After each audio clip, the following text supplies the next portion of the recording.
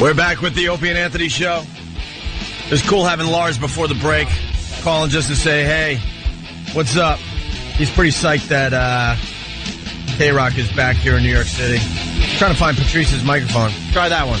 You. There you go. Okay. Patrice O'Neill. Good morning. Paper, by the way. Patrice, I'm sitting. He goes, hey, Norton, do this for me. And so he wants me to do this for him. It's a plug. Tonight, tomorrow, and Sunday, I'll be at the Stress Factory in New Brunswick. 732-545-4242. You mother. And then he just ripped up Patrice's plug. Oh, Jimmy. One of those days, man. Jimmy sucks. You really are a piece of garbage. And you sat there. I didn't even smell it on him. No. Oh. He sounds all sincere when he went into it. Man.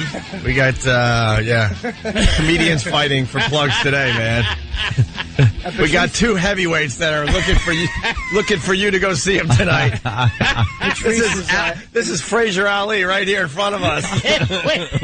Patrice is here in the city at Comics, which is in the Meatpacking District, which is a great comedy club on 14th Street tonight, tomorrow, and are you there Sunday or no? You hear how his voice changed, though?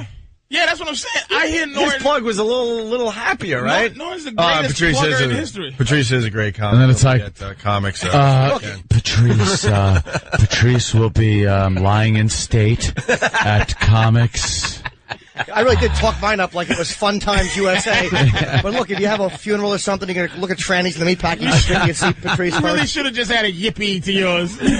Basically, you're telling people if their car's broken down and they can't make it to New Brunswick because it's a long ride from Manhattan, that you could just get in a cab and see Patrice here at Comics. Is that what you're trying to say? If you're stuck here and you want to see Patrice, that's your business. Let me tell you something. There's no way I'm going to win against Norton with dueling propaganda. It just can't work. I want to just go, whatever, make it down there if you can, find parking. But I say, if you want fun with a capital F, come on to the Stress Factory. Hey, you want an omelet, Patrice? We got Basil T's making omelets for everybody. That you hear the skillets in the background. During the Lars interview, I'm like, is he cooking breakfast? I'm like, oh no, the dude in the corner is over here. Yeah, there's a lot of excitement here because they went back to K-Rock yesterday at 5 o'clock. Yeah, I heard, man. And they did it so dramatically. Yes, it was very dramatic. I was excited. Huh? I was excited. Tom Giussano goes, hey, you want a K-Rock shirt? I said, I'd rather have a real rock. Wear a K-Rock T-shirt. Get out of my face. You're kind of out of the demo, Patrice. Only if I'm sweating. I'll wipe my face with your K-Rock T-shirt. I'd imagine that you feel a little uncomfortable in here. It turned really back into a white boy station. It's really white boy day. It is. It's white boy day. The day to celebrate the white boy. It's white. Listen, first of all, I'd like to apologize to all white boys for that. I didn't mean that. I apologize. No Very white good, boys, Patrice. No white boys. Sorry. There you go. Thank you. But you had a good observation. You tuned in the station here in New York yesterday. I was looking for my man Nick. Nick, I got to say it, man. There better be a place for Nick DiPaolo in radio. He was unbelievable here in New York. And I know the company loves Ron and Fez, and they're trying to figure out what to do with those guys. Yeah. It's just when formats flip, things happen. People are shown the door. Like Ope said, it's happened in your career. Mm-hmm. It just, all of a sudden, hey, we changed. Bye. It's part of this stupid business, but Nick DiPaolo proved himself, though, as a radio show host. Yeah, he's really good, man. Yeah, Patrice turns on to try to hear Nick, and of course they had a bunch of production that went on for hours yesterday until the big 5 o'clock announcement. Yeah, starting at 9 all the way to 5. So what? 8 straight hours. It was like a big montage of just sounds and clips from movies, pieces of songs of all types of formats. And I heard some Jay-Z in there. Yeah, there was just a lot Jay-Z? of different stuff. All I heard was subliminal messages like, there'll be nothing else. There's no more talk. It was like it was like a video game or something, right? Bye-bye talking. It was some subliminal thing. Devil. I'm like, what is going on with Nick? About 12:30, I'm going, Where's he like, Nick? 1:30. I was calling in. At 5 o'clock. 5 o'clock. Nick? 5 I o'clock. hear some raises. What's going on? There's no more talking. Did you hear Tom's announcement, though? Tom made the announcement, the pre-recorded announcement, and I admire it because at least he kept it funny and interesting.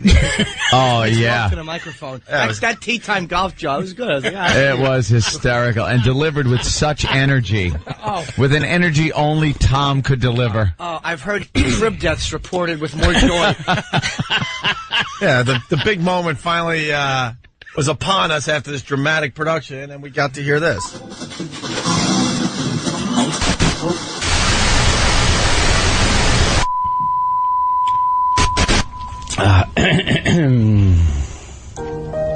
Hi, this is Tom Chipisano, manager of where am I general manager of today? We're less than halfway through the year, and it looks like 2007 will be the year of the radio apology. In no way do I want to diminish any of the apologies that precede mine. He sounds like he should be. Tom sounds like he should be in V for Vendetta. One of the white guys that says, watch out. She sounds like Big Brother. Yeah, he really does. I made an ass of myself. Boring. I'm sorry I did that. I'm embarrassed that I did that. Okay, terrific. Oh my gosh. I think we should listen to that with respect. All right, let's listen to the rest. Why do we have to force him In to no have way a do I want to personality? diminish any of the apologies that precede mine, because I know the people who made them meant them. But I have a little apologizing to do of my own. I want to apologize to you, New York, New Jersey, and Connecticut, for letting K-Rock be taken away. Boring. Fortunately for me, that screw-up didn't cost me my job. All day we've been saying today at 5, and it wasn't a reference to my tea time, which, if I don't stop talking, I'm going to miss. So, like you, I'm tired of all this talking, so I'm going to shut up now.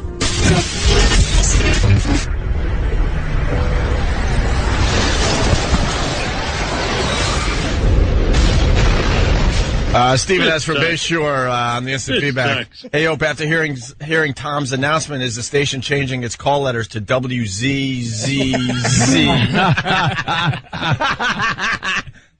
We're making fun of you. I actually disagree. I thought the boss did a good job. I want to hear the outtakes to that, because I'm sure. Yeah, can we get the outtakes, How Tom? many takes, Tom? How many takes? That had to take, I say, at least 5. It was 2. Oh, 2. Oh, look at that. What was the big when screw you guys up? was funny, and when you're as good funny as I am straight, have at it. Oh, no, you did! What I want to know, if that was the good one, what happened during the first one? Uncontrollable laughter with Chris Tucker. Hey, our phones are lit. Everyone wants to say hi and welcome back to K-Rock. Carl Bell from Fuel. What's up, buddy? What's up, guys? Welcome back. Sorry to make you wait there. It's an exciting morning. We got omelets and all sorts of things happening here today. It's exciting. We have omelets. Yeah, Sounds good, dude. Bring some to Vegas. Yeah, you're calling from Vegas? Yeah, it's early here. Late, whatever one of you look at it. Yeah, the word got out that K-Rock's back in New York, and people are now calling to kind of congratulate the fact that it's back. The station, it's rock. You'd be able to come here, hang out, and it's, it's a better atmosphere than just hanging out with talk shows. Oh, it's awesome, dude. K-Rock's been... Are you in New York? missing you guys. Vegas. It's in Vegas. Hey, was it weird not having a rock station in New York? I mean, because you guys get your stuff played all over the country, and then in New York, it's like, where was it supposed to be played? I think it was an atrocity, man. K-Rock had to be there from New York, and I'm glad it's back. What are you doing in Vegas? Are you guys, are you just banging groupies, or are you actually just, like, doing a gig? I'm living here now, guys, so I'm here, and the band's in L.A., and we've got a new lead singer now and a new drummer, and so we're making a go of it. Did you? Oh, God, sorry. Yeah, the new lead singer's what, Torrin Green? Yeah. Something like that. Where's he from? He's from L.A., man. We found him on the Internet when we literally put out a search on the Internet just to try to cast a wide net and find a bunch of guys and somebody who could actually, who could sing and carry the part. So it turned out pretty good. Yeah, now the big rumor was that Chris Daughtry was going to be your lead singer. What happened with that? It was pretty much, I think when you get like the top 20 with American Idol, they pretty much own you if they want to, and I think they wanted to, and they pretty much exercised their option. So he's he picked up by American Idol, 19 Entertainment, and all those guys. So they pretty much got him the whole way. So it never really was a choice. It just says here he said no. Huh? It just says here he said no.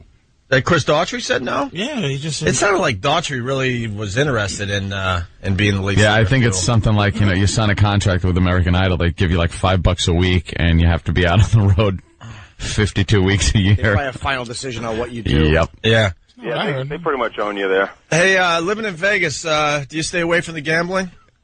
I do, man. I really do. It's boring to say it, but I do it. So I don't even go down there very much. So it's just Yeah, but you don't even have to go down there. Like you go to like a laundromat and there's slot machines. You go to just fill up your tank with gas. There's slot machines. Absolutely. The supermarket where next down the street here has an attendant working the casino in the supermarket. So what, you can play like blackjack in the supermarket? You can play blackjack, and there's someone there to make sure you're happy and give you whatever you need, your change, whatever. It's an attended. You think the white kid that beatboxes on America, you think he might be, like, is he good enough? For what? To, like, be in a group or something.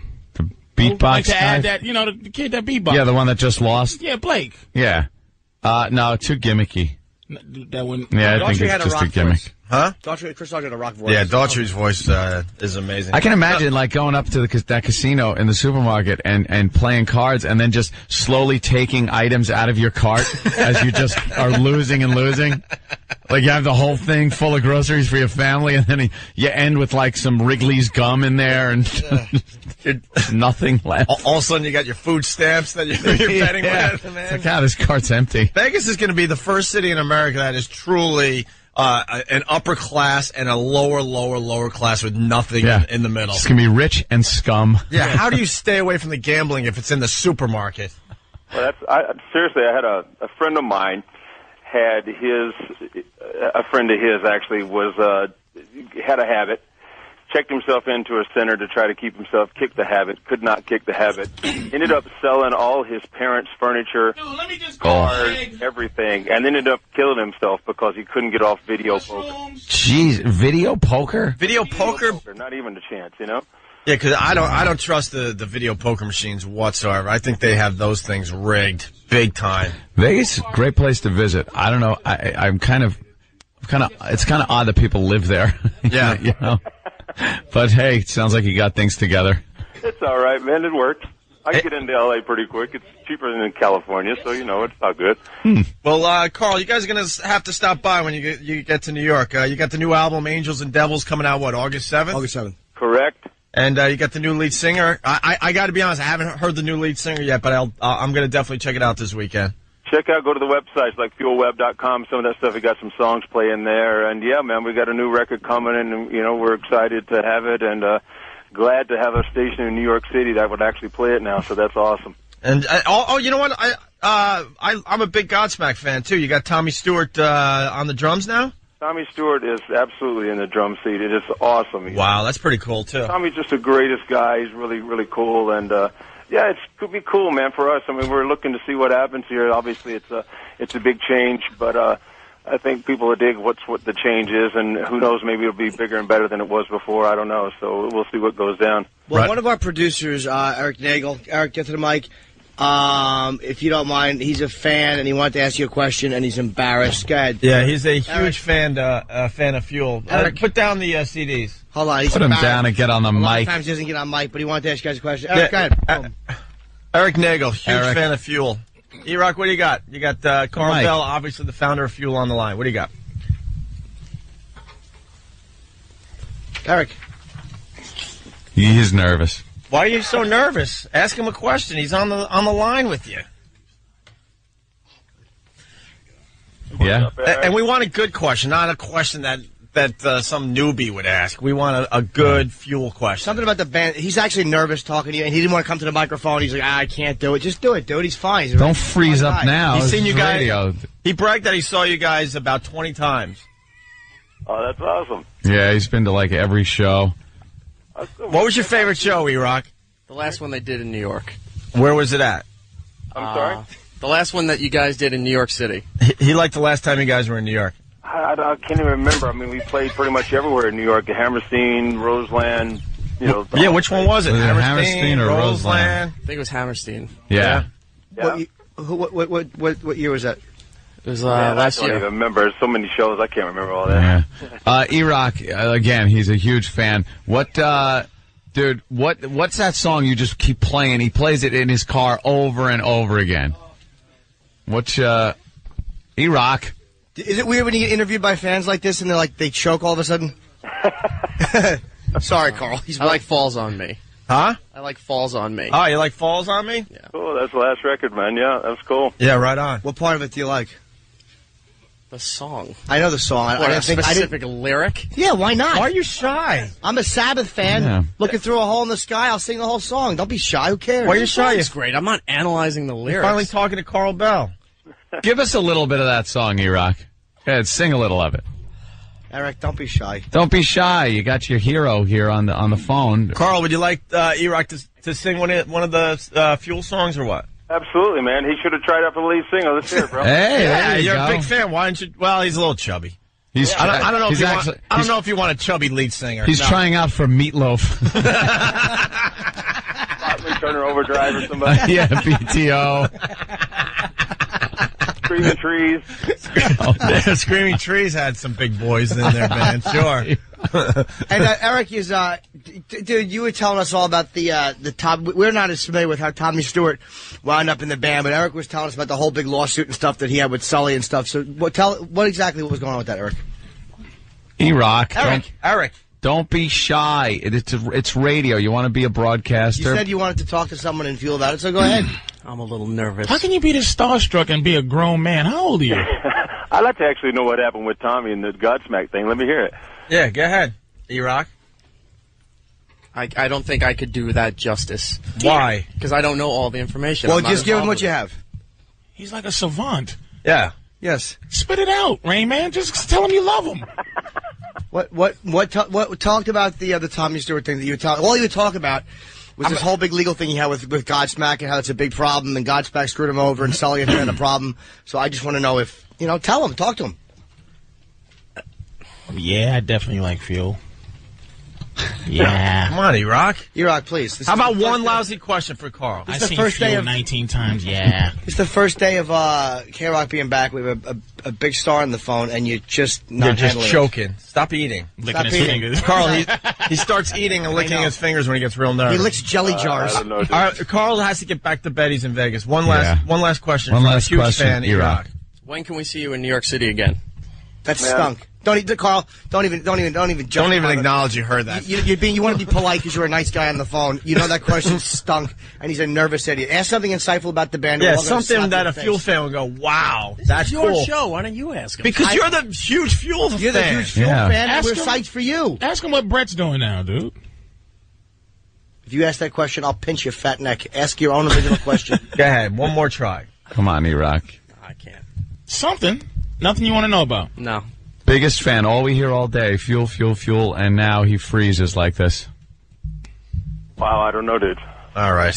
Yeah. All right, Carl, thank you so much for calling. Thanks, man. Sorry about that. He's nervous, and as soon as you hang up, he'll be prattling on like a chatty cat. he'll be- When you're in Yip. When you're in New York, stop by. E-Rock would love to have a picture with you guys. Man, it'd be great. Good luck with the album, All right, man. man. Yeah. August 7th, and come by when you guys are in New York, man. And you can hear how the new lead singer sounds by going to fuelweb.com and checking out Wasted Time, the new song.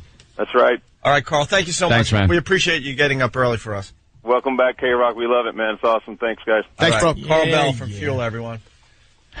Whatever. Stupid E-Rock. E-Rock. We point and laugh at you today. Hung out to dry. Oh, wait a minute. Was he's not really a real He doesn't fan? know anything about him. What? Why do you think He knows nothing Do about you him. think if he was a real fan, I would have? Oh, He threw something at Sam with the camera. He just heaved something at Sam because he was so pissed. what was it? Fat-free something? It was a strawberry. Yeah, perish the thought you eat it. Oh, there it goes. We hung him out to dry, and he went into panic mode, man. I could see the sweat forming on your forehead. He's like plowing through the internet trying to find one song from Fuel so he could say that that's his favorite song. Gleason had better improv skills when Mr. Marshall walked in and saw him at his desk. I'm not. Was that uncomfortable, E-Rock? Oh, just a little. All right, we're going to go get some omelets. Basil Teas, right? That's right. Oh, where are you guys located? 1171 Hooper Avenue in Toms River, New Jersey. Hooper Avenue in Toms River. Avenue. There you go. 1171 Hooper Avenue, Is that Toms anywhere River. near comics? Why would you mention comics, Patrice O'Neill? I was just wondering if that was anywhere near comics, so people can have an omelet and then come see me at comics on West 14th Street.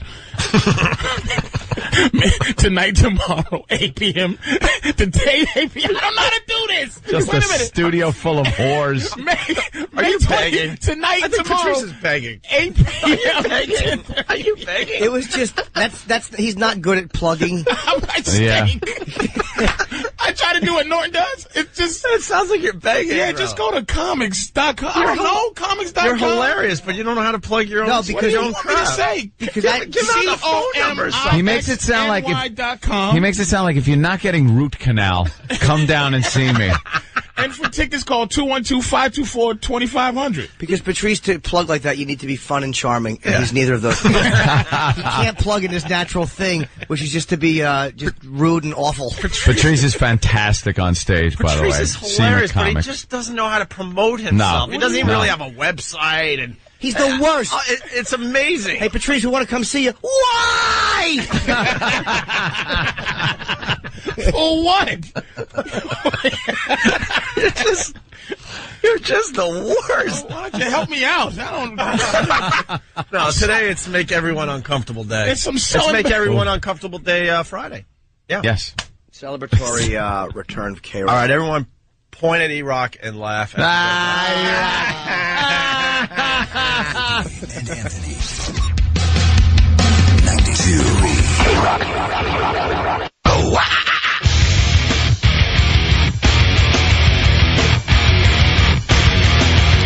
You're checking out the Opie and Anthony Show. Patrice O'Neill in studio playing comics here in New York City all weekend long. That's how you do it. So you got to get the excitement out. Yep. Come on, baby. Come on, baby. Go see Patrice at Come on comics. down. I gotta get famous just so I don't have to say, "Come on, baby." Yeah, you never want to have What to am I say, gonna come on, baby. What's the number? Do you have the number, Patrice? He doesn't. I do. 212-524-2500. Visit the website, comixny.com. And it's a new club on West 14th Street, just east of 9th Avenue in New York City. It's a beautiful club, too, man. I've done a benefit there. It's a really nice club. Haven't been there yet. Our phone number, by the way, I think it changed. Did it? Uh-oh. So you better write this down because we did a little format flip here in New York City yesterday. It didn't affect a lot of the stations we're broadcasting on, but it definitely affected the New York audience. Well, it affects actually the whole show because now you got to call us by using this number, 1-877-212-K-ROCK. Patrice is asking, we talked about Rosie, which we did kind of talk about the whole mess yesterday. And Jimmy got a quote. Yeah, that's the Yeah, only I reason didn't see Jimmy's that. bringing it up. What? I mean, One of the articles in the New York paper starts with Jim Norton. What? It Says starts. Jim Norton of the Opie and I Anthony think they had Show. all his. I think they was messing with you guys because they put all his letters in capital, Yeah. and then of the Opie and Anthony Show. I didn't, where's I didn't read that. Well, Oh, you didn't I read it. don't- He's been read it? showing it to everybody. honestly, I don't even remember what paper it's Daily in. News. Where? It's 5 newspapers here in New York. How can I remember? I know we're in the Daily News with our somber picture that they're going to be using for the next 5 years. Are they using the same every time every time they have something to say about us, they're going to use the somber picture they took recently. Your beaten roots picture. You just said, "Okay, my name's Toby." Picture. Like, Yeah, exactly. I'm tired, Lord of Jesus.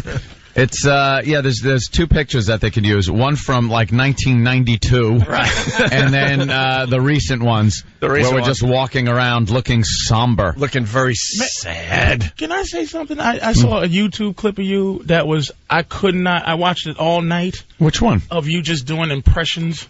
Really? On another radio show years ago. Oh my I know God! that must be old news, but I could not believe that I just bumped into that. It was amazing. The old Howard show. You used to be a sociopathic Lunatic, yeah. dude. You big, long, curly, lesbian hair. Mop head. Just an awful head. Oh, it was just an awful afro. It was, and it had bits of gray. He was like a young old guy. It's like like a junkie Jesus. Like he was just, like Rich Voss. He looked like Rich Voss when Rich Voss was a junkie. Doing any impression. Almost like, you know what Anthony is? The cable guy. Jim Carrey.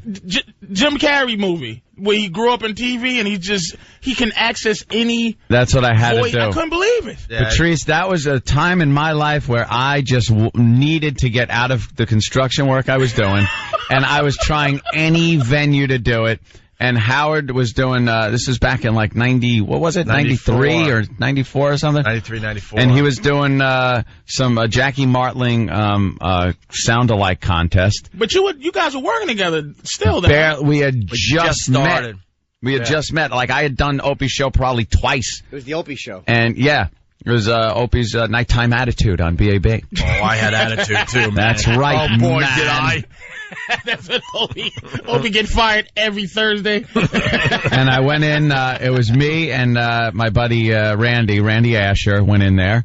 And we had a plan. We drove into the city, got on Howard's show. I did impressions of... you missed a little detail. What happened? Drove in the city, got hammered. Oh, yeah, I had to get hammered.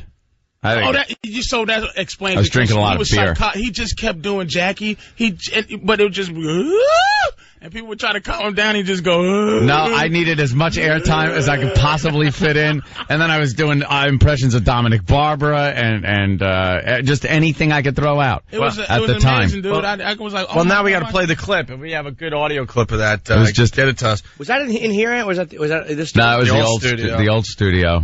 Down on Madison. I stopped watching it. I was like, oh my! I said, yeah, believe me, I wanted out of construction and into radio, and I thought like any opportunity I got to get on the air would show my talents. But apparently, only Opie was the one that kind of saw it. Oh man, visualized it. You know what's weird? Anthony was up for grabs. He was doing other radio shows, but this business is filled with ridiculous egos. They couldn't see past their own ego, and I'm like. Wait a minute, Ant. No one has grabbed you yet? Are you kidding? He was like a free agent. He was like the first-round draft pick. No one's picking it. What's wrong with these people? They would rather pick some, like, hole or something, to keep their ego as large as possible. They don't want to share the whole ego thing.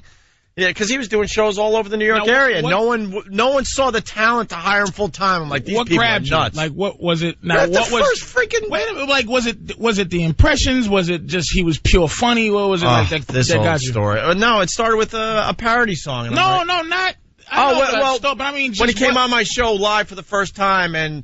The first 30 seconds, I knew we'd be working together for a long time. Okay. I had no doubt in my mind. I kind of knew from listening to radio for so long, kind of what needed to be done. Like I knew to shut up when Opie was talking and trying to spell out a bit or spoon feed, as you used to say, to the audience what was going to happen, and not step all over him and just do it back and forth with him. I think that was a huge part of it, and then. Yeah, I was always doing impressions. And there stuff are radio guys kicking themselves to this day.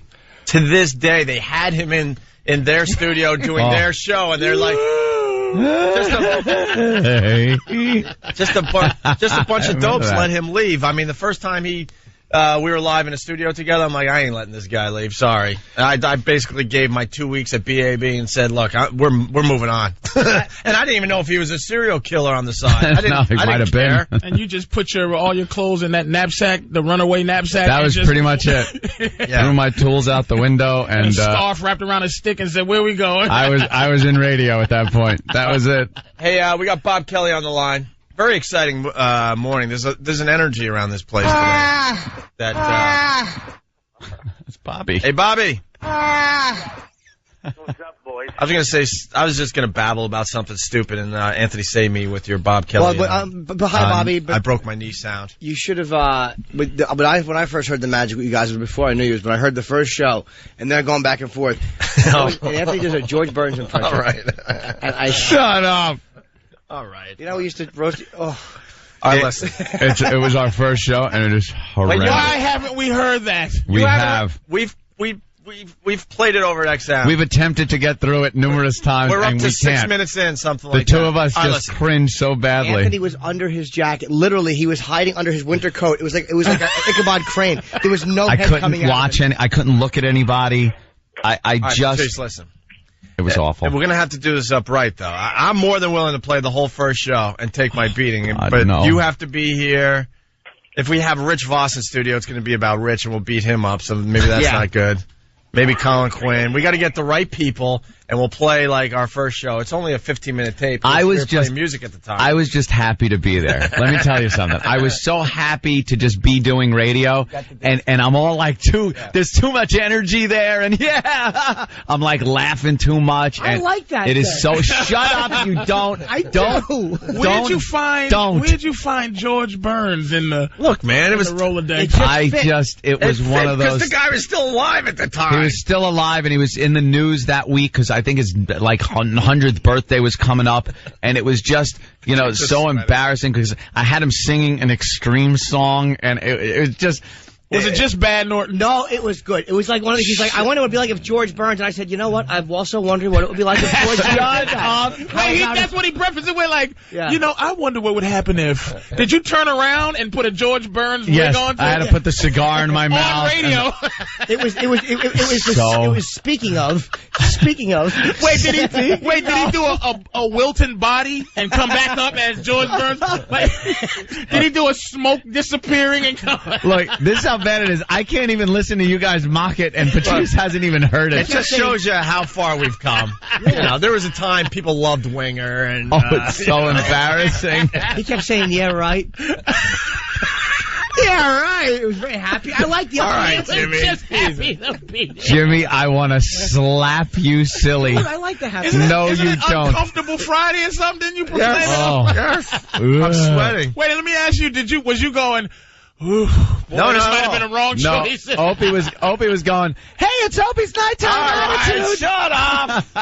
I don't think his voice changed yet. And I was already 30. I can believe I was 22. Where'd your anger come from? Did you get robbed outside the radio station? Where did our anger come from? From idiots like the both of you. Just mocking. Hi, everybody.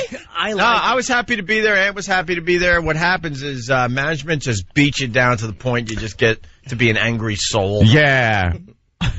An angry soul. And that's where Opie came from. Because let me ask you, would you be Opie now? Yeah, hold on, Bobby.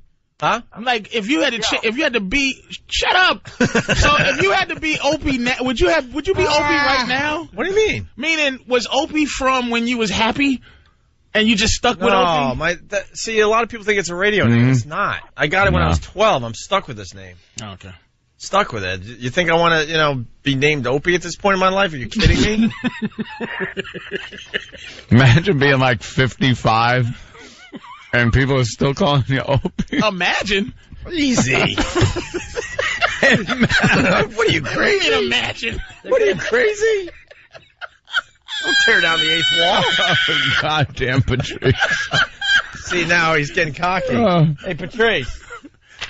Oh, come on, man. There goes his plug. Just plug me. Why would you do that, dude? Plug. Just plug me. Don't hold that over my head. Of course not. Oh, my head. You old Opie. Plug your own. Hey, look, you can't take it out of him financially. The fact that I'm going to be at the Stress Factory this weekend, let me apologize for What a whore. Stress Factory tonight through Sunday. Don't let that affect your weekend. Hey, Bob. Yo. What's up, Bob? Bob Kelly, everyone. What's up, man? I got to tell you, me and Bob, I called Bob the other day just to have him do his Matt Roloff impression. Who's Matt Roloff? See, that's the problem. No one knows, and it's the funniest freaking thing. You got to watch Little People, Big World. It's the midget guy from, Yeah. Little People, Big World. And I had him doing, I had him talk to my girlfriend the other day just to do Matt Roloff. Way to follow up, Bob.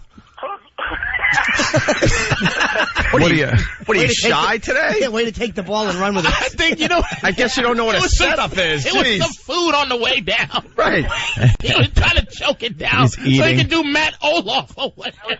I had a steak and cheese calzone with with cheese, like extra cheese. I think I'm gonna throw up. Bob, that was at 7:20, Bob. Bob, that wasn't a ball. That was a strike right down the middle. You were supposed to hit that one. Yeah, right in the park, Bob. Well, Opie, listen, I was too busy building the treehouse in Molly's castle.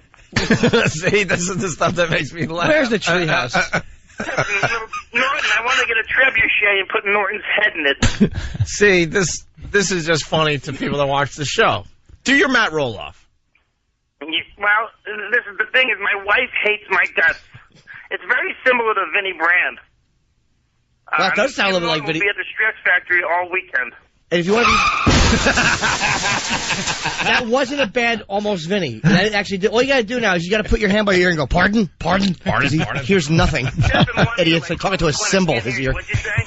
Let me tell you what happened. Can I tell you what happened? Go ahead, Patrice. Tell you the mental anguish that just happened. Yeah. No comic likes to do anything on cue. On cue, I understand. Exactly. And when he's told to do his midget impression, Bobby's fake dignity and the fact that he can do a midget impression just collided. I think we set you up to fail. I think the Matt Roloff thing's not going to work after all. Let's be honest with each other. It makes me laugh and my girlfriend laugh, and that's it. Why bring it to the rest of America? Forget pride. Weekends, Opie. Huh? Just call me on weekends. I'll do it. Yeah. Hey, he's getting the knee surgery again. He popped his knee out again. But Bob, you're gonna get it taken care of really good now, right? Officially, right? No, the guy who did it 2 years ago apparently. Did they screw the surgery? They didn't do the surgery right. Oh well, listen. Well, everyone knows Bob Kelly popped his knee doing the touch football. I didn't hear you, Jimmy. That's sorry. Okay. By the look, I know you had a doozy and you were very happy with it. I didn't hear it though. I said the surgery didn't go right. They were supposed to staple the stomach.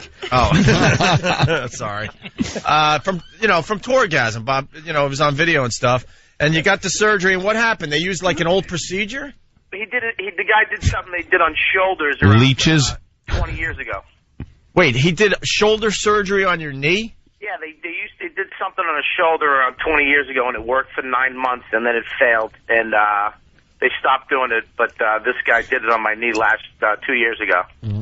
But apparently he wasn't a doctor. He stayed at a Holiday Inn Express the night before. Yeah, where'd you find this doctor? What's wrong with you? I found him on the internet. You did not get your doctor from the internet. Well, it had like a cool logo. It was like a knee, and it like 3D, and it changed. Yeah, to a shoulder. Dummy.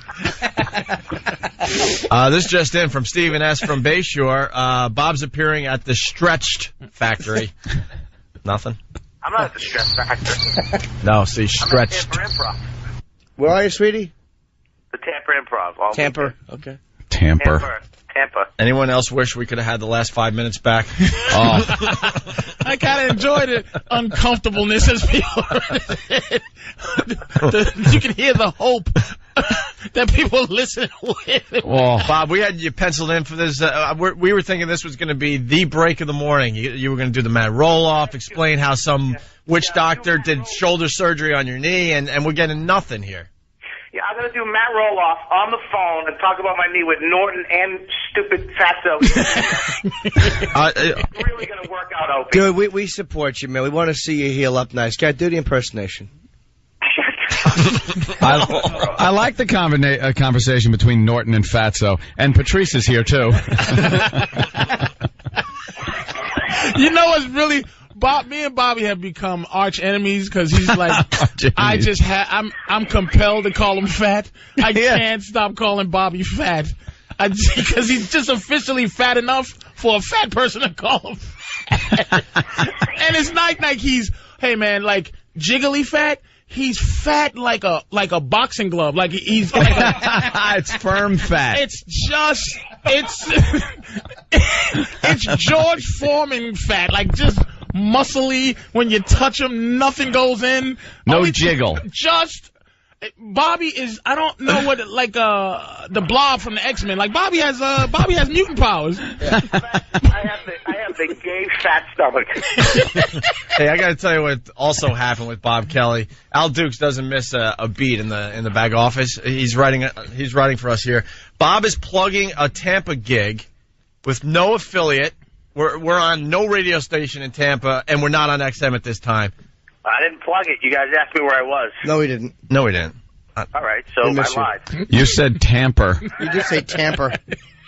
That's why I didn't say the correct word because it really doesn't matter. You having a good time down there? No. No. What are you doing? Sitting by the pool like a fat 45-year-old divorced woman.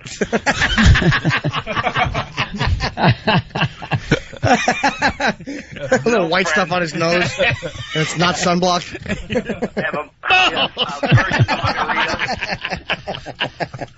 I can't take it no more. We need a snare drum in here today. Yeah. This is really bad. Bing! And I actually just bought a one piece. Yeah, you went old school bathing suit. Did you? Huh? Also known as a tarp. Bobby really is shaped like Benny Hill now. He was such a slender guy in his youth. Dude, did you ever see sexy Bobby pictures? Yeah. Unbelievable Bobby sexy. I'm telling Seen you. the old pictures of Bobby. Yeah. Just a sexy boy, and it's Hey, just come on. food. Those days are ahead. Bobby, what are you doing? You doing all right? As soon as I get my knee fixed, I'll be back to sexy Bobby. That's always the way to do it. If you're going to start exercising and getting in shape, wait till the knee surgery. What are you talking about? Do you hear him? That's the worst time you can do it.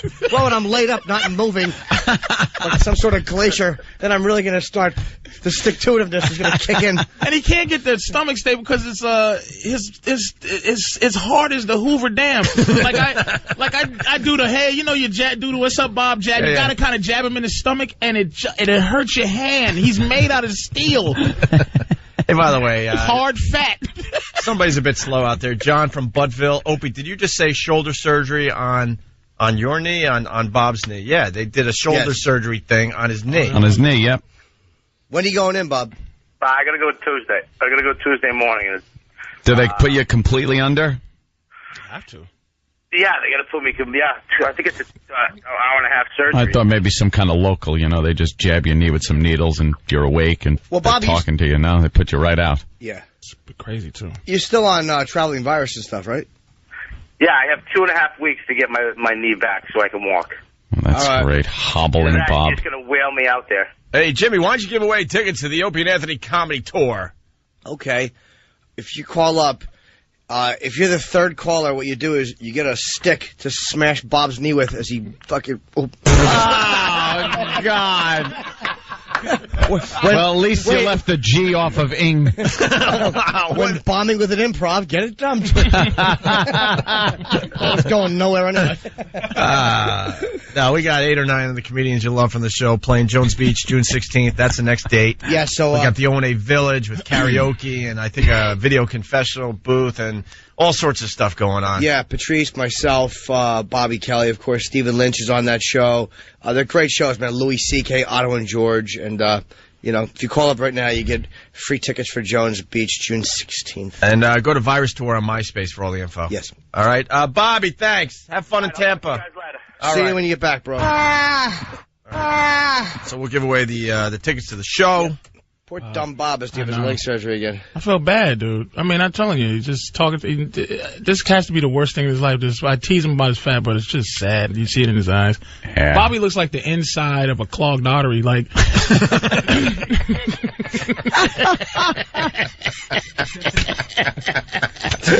and he's constantly talking about losing weight. He's done, constantly. Dude. It's hard to motivate, about eating right and exercising, and then obviously he's done none of that. Because he comes in and he's bigger than he was the last time. Yeah. Well, Bob, I feel bad now because every time I see a fat bald guy with a goatee, I actually go, "Hey, Bobby." Always. It's like a running joke with myself. See, now, Jimmy, I was looking through pictures the other day on computer, all the pictures we've taken over the past couple of years at XM. And when we were in, I guess we went to Philly, I think, or one of the cities we went to first. And I clicked on it, and I saw Jimmy, and I'm like, wow, did Jimmy lose a lot of weight? Because there are pictures of you where I don't even remember you being that big. I was awful. I won't say big. Being that fat. I was fat. When we first came back, I was probably 25 pounds heavier. You're the sexiest you've ever been in your life right now. I just lost. Yeah, I lost the weight. I was depressed, and then I put a lot back on for Lucky Louie. Your neck and chin. It was like sexiest you ever been right now. Oh, yeah. His chin went down to your chin went down to your chest. The front of your chin went right down to your chest. I smiled. I had a fat porpoise face. I look at pictures of myself like smiling, and I'm like, who is that pig smiling? I'm smiling, fat boy. Yeah, Norton's got a shape now. He used to, he used to be a mess. Like I'm still mushy, but I mean, I'm getting there. Just look like a can of a Cool Whip. Just a mess, just a mushy mess, and he's shaving up quite well now. Actually, Jim lost it, and it was found by our own E-Rock. E-Rock is shaped like old Norton now. Oh, Norton. He has that fat man's hump on his back too. Look at Patrice is giving you a beating. Are you going to take that? No, don't. I know it's like, well, look at you, but look. Even though I'm fat, I do have eyes. And, it's starting to get, he's starting to get that diabetic back. All right, listen, we gotta take a break. Hand it to me, Anthony on Howard Stern Show from 1994. And our first show together. No, why two embarrassing things in a row? Nice. Thrown against the wall. Screw it. Oops, might want to get another copy. It's Opie and Anthony. This is the Opie and Anthony Show. 92.3 K-Rock. The Rock of New York is back. He's 72 years old. Opie and Anthony, these guys thrash hard. Come on. No.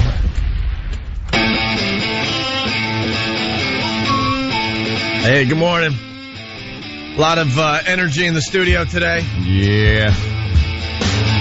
K-Rock is back here in New York City where we broadcast from. We're really, really happy.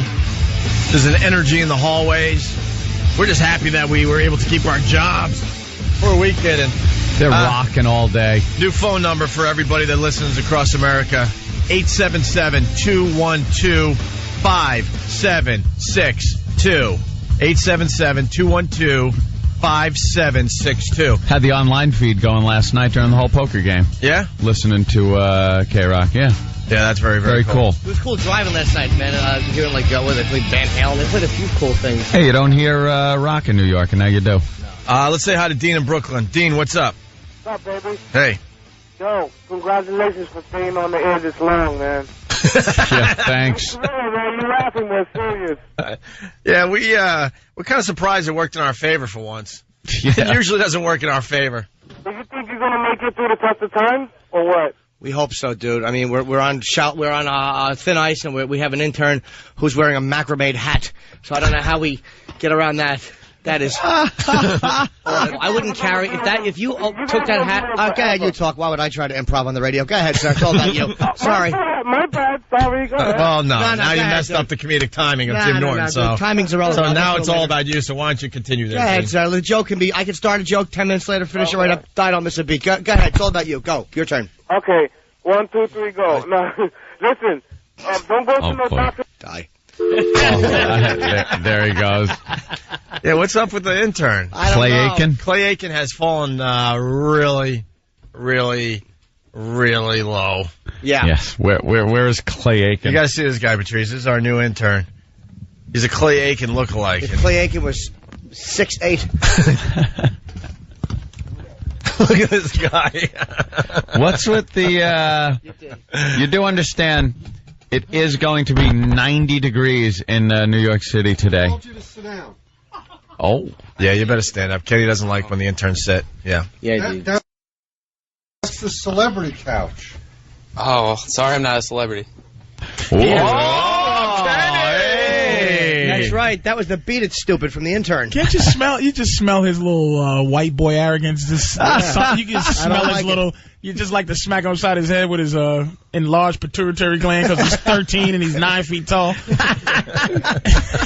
Yeah, how tall are you, man? 6'1.5". 6'1". All right. Yeah, he's tall. He looks taller than that. Still growing, too. He's really tall. He's a kid. He's a kid. So, Jimmy, you got a question for him? Just the hat. It was just a very hot day. Not that that's not a great hat in 1967, but I'm just wondering why you wear that hat looked like Sam's hair. He has a Sam's hair hat on.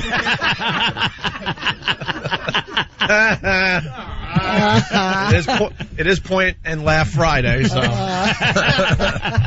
Sam's hair hat. That's right, stupid. We're laughing at you. Any reason? Would you just like get up out of bed and had like bed head and throw the hat It's on? an easy way to cover up the hair. Can we see your hair without the hat? I don't know what you look like. Yeah, definitely. Cool. Go. Nah, he's just a downtown hip kid on heroin. Has a collection of underdog T-shirts and His hair is very straight, though. army coats. Well, the hair looks like a burn victim's wig. No, you didn't. So he looks like Carol Channing. Carol Channing? How old are you? I don't know. He's just kind of like Diamond's our girl's best friend. I'm sorry, man. Tell us about yourself. I apologize. He's been very helpful. Yeah, I know he is. Yeah, he's like good. He kind of. Oh no, Sam, no. No, what's the matter? No, Sam. What's the problem? What's the problem? No, Sam made a face. I want to. Come on, Sam. Come on, Sam. You don't just make a face and then blow it off. We said he's been very helpful. You shook your head no and kind of went ugh. You made the ugh face.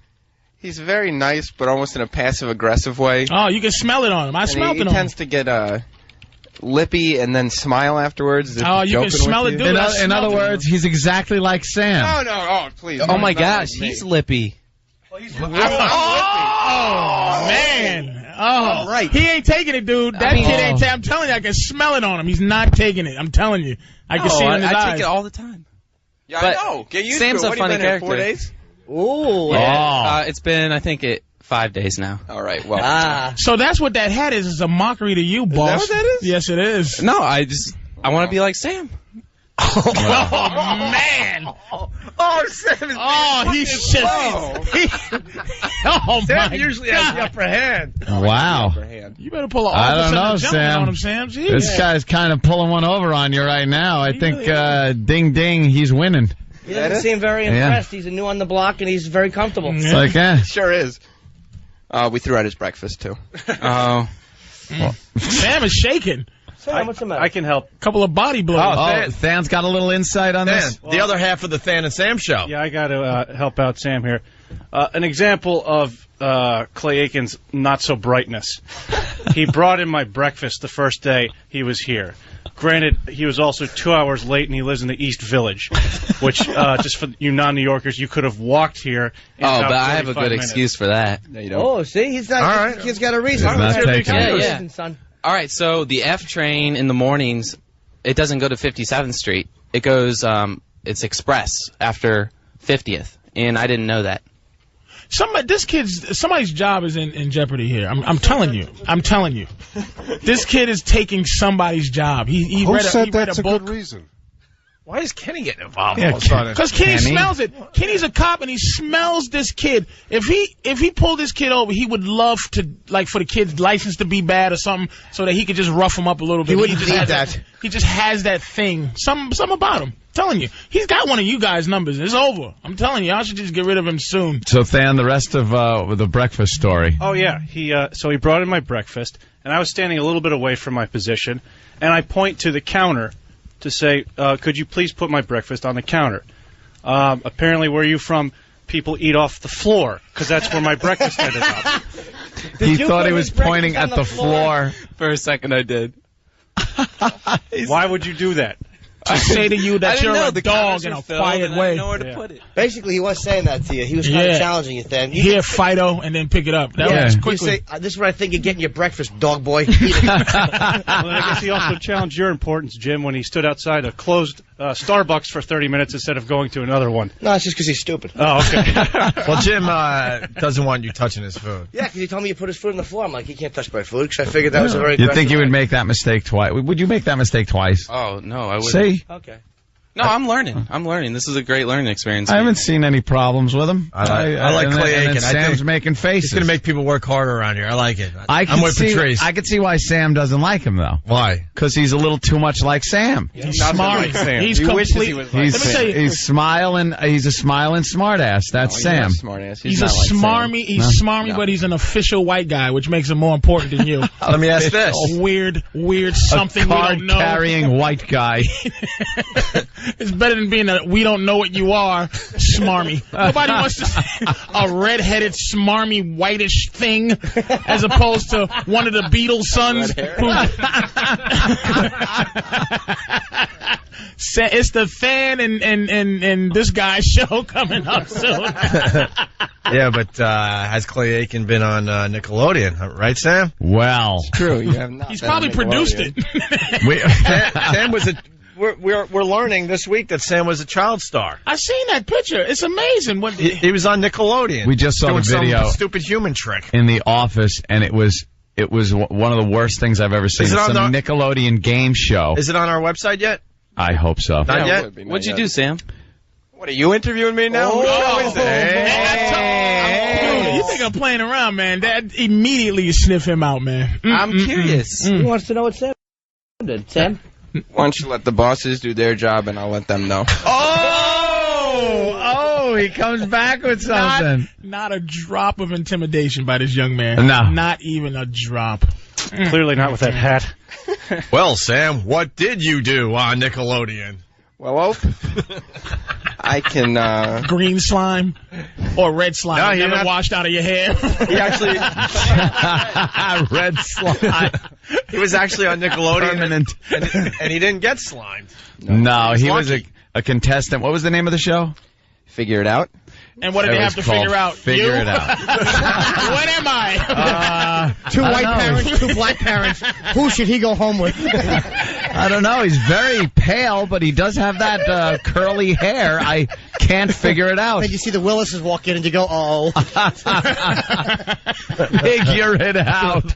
I don't know. Can I have a blood test and do some genealogy background The test? guy said, figure it out, and then walk Sam out. And then a clock started ticking.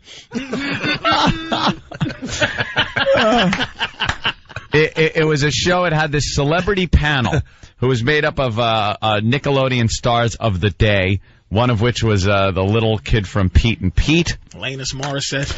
And no, actually, she would have been too old. They had little Michelle Trachtenberg from she was on Buffy. Okay. But as a kid, she was also Harriet the Spy, and she was a little kid.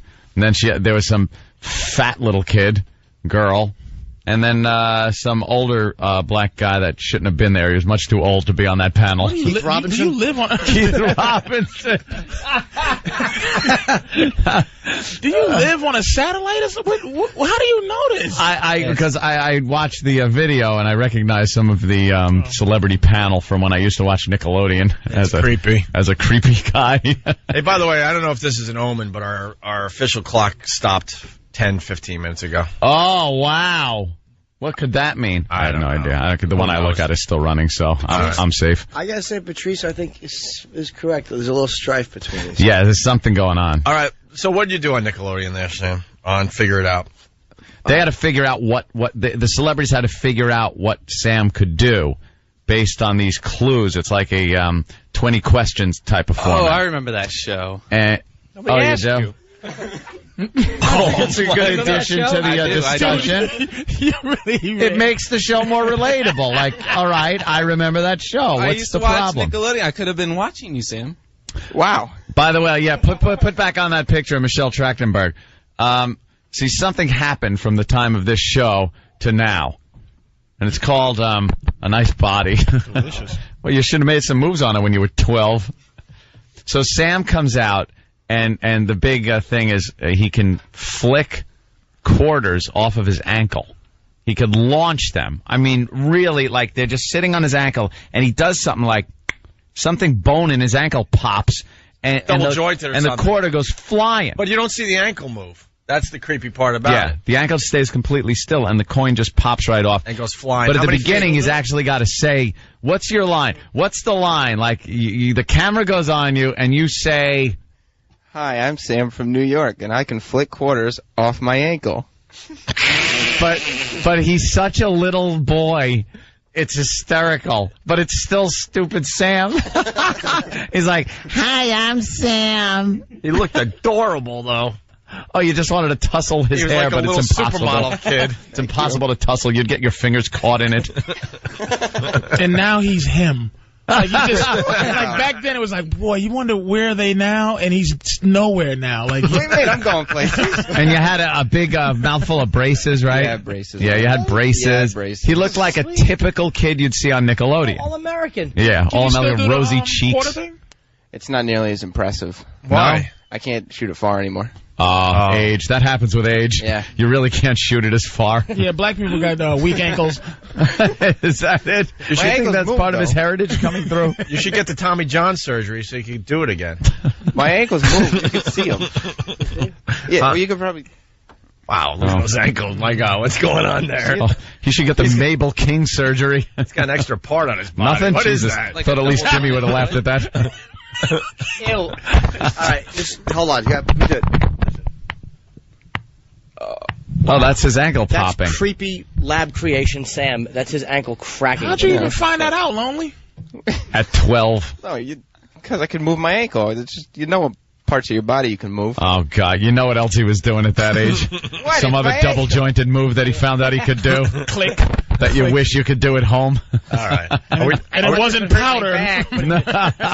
Are we done with Clay Aiken? Yeah. I don't even know Clay Aiken's name. I don't think we're going to hear. Evan? This is not the last Yeah. one. Evan? Evan. All right. Oh, you think he's interesting? Wait till you meet Jared. I don't know. I see. Wait, is I Jared here see today? you. No Jared today? I see you working your way onto the staff eventually. I just kind of see that. Look at Travis shaking his head as he. You know what? films him. I don't even think he looks at Sam with any, like, he kind of dusts his mouth. I think he looks at Steve and goes, I can do that. Yeah. Steve looks at him, too, believe me.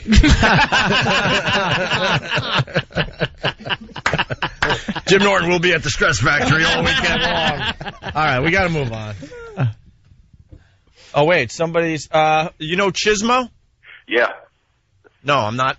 You should know Chismo. You're Chismo. It's you. No, I don't know Chismo. Oh, Okay. Who's Chismo? Me. Yeah, we All know right, it's who you. are you? I'm the overnight board office at K-Rock Oh, okay, I'm sorry. What's up, Chismo? with the green hair. Yeah. Oh, yeah, what's up? Yeah. I just want to say, I've been working the overnight there for a while, and that F train stops on 57th Street. I've taken it on numerous occasions. Oh, That kid I saw that kid walking his first day. Comment? Well, if you want to ride it this morning, if you want to ride it tomorrow morning with me, you can be happy to. I guarantee it did not go to 57 today. I'll back up Chismo on that.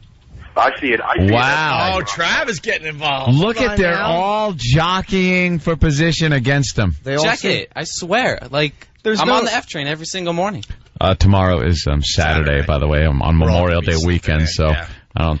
Maybe the You'll be trains the have a only one different that's schedule. correct. And, yeah. But All I right. think Young Evan's Thanks, point. Chismo. Thank you. Young Evan's point is that he didn't care that this guy called up. He had no respect for the board op. He just said, "Go ahead, you No, want to ride it with me? whatever. I'll be there. Ride it with me."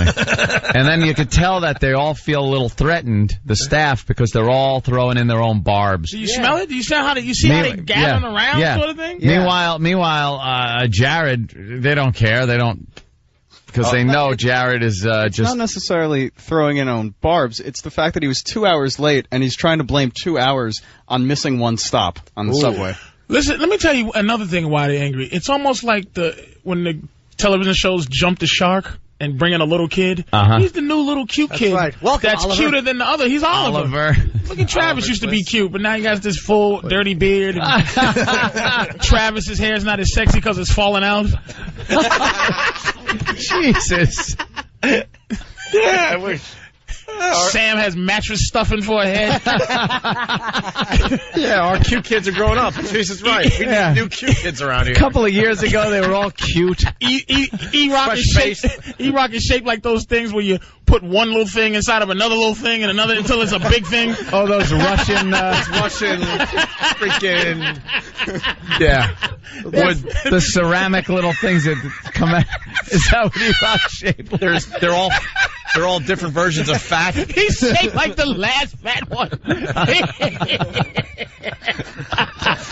Again, point and laugh Friday. It's not good. Evan, do you have anything to say? All right, Eric? Kevin, You know yeah. Eric? It's Evan, right? Evan, not Kevin. No, it's Evan. Yeah. Oh, I thought I heard Kevin. Evan, You, what's up? Eric haven't talked. You know Eric. What about Eric? All right, listen, we got a break. That says it all. You're falling apart. You had a good appearance, though.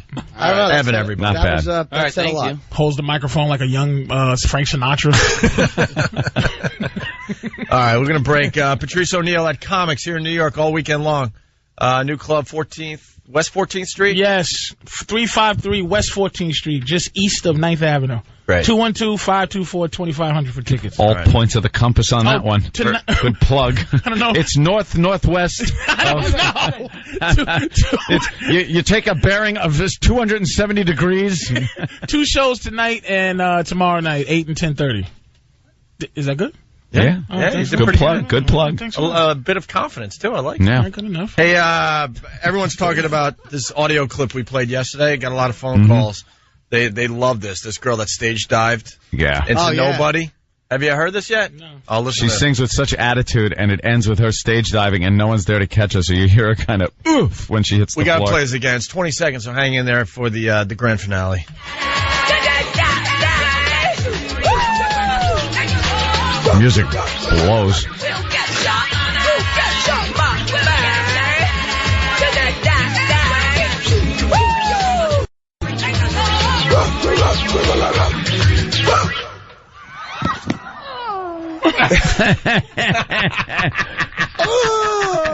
Here, Here it is isolated. Yeah, It's a little louder. Listen to this. we have the amplified. The video's up on our website, version by the way. Of just the fall. Here it is. They just all backed up and They backed up. She jumped, and she just hit the floor. That's the noise Bob Kelly's floor makes when he gets up in the morning. It's Opie and Anthony. This is the Opie and Anthony Show. 92.3 K-Rock. Oh, boy, E-Rock. Forget it, E-Rock. Forget it. Forget it. Just go home. E-Rock, what did you do? I said, What happened there? it's the Opie and Anthony Show. Rock. Well, a lot of people are calling in saying, the stage diving chick losing her breath. Yeah. She stage dives, hits the floor. Yeah. It reminds them of the grape stomping lady. Oh, one of my favorite So videos we don't need ever. the big setup. So after the dramatic coming back to the show promo, it was supposed to be Grape Lady. No bed, nothing. Just go right into it. I said we'll come back to the show with that. And E-Rock was just sitting there, and Ope goes, "That's you." And then he grabs the mouse, and he's looking for things, and it's just dead air. Oh, that wasn't good. Eric, what happened? I didn't know there wasn't going to be a rejoin. He said, we'll play when he comes back. Usually he plays the rejoin. No, I said... He's blaming Opie. All right, Opie, it's your fault, as per E-Rock. All right, you're right. After 25 years of doing this, I don't know what I'm doing anymore. You're right. I'm sorry. I'll apologize to E-Rock. You're telling the guy who created this whole thing for us that he did it wrong? No, I'm saying I didn't know that he wasn't... We don't have to always follow, music. I said we're going to come back with the clip. Evan starts with an E. He could be the new E-Rock, perhaps. Sitting back there, running the show. Can we play Grape Lady now? Now that... The chair could sigh. Point and laugh. That's about you again. E-Rock. Sam, why are you filming E-Rock? He's an asshole.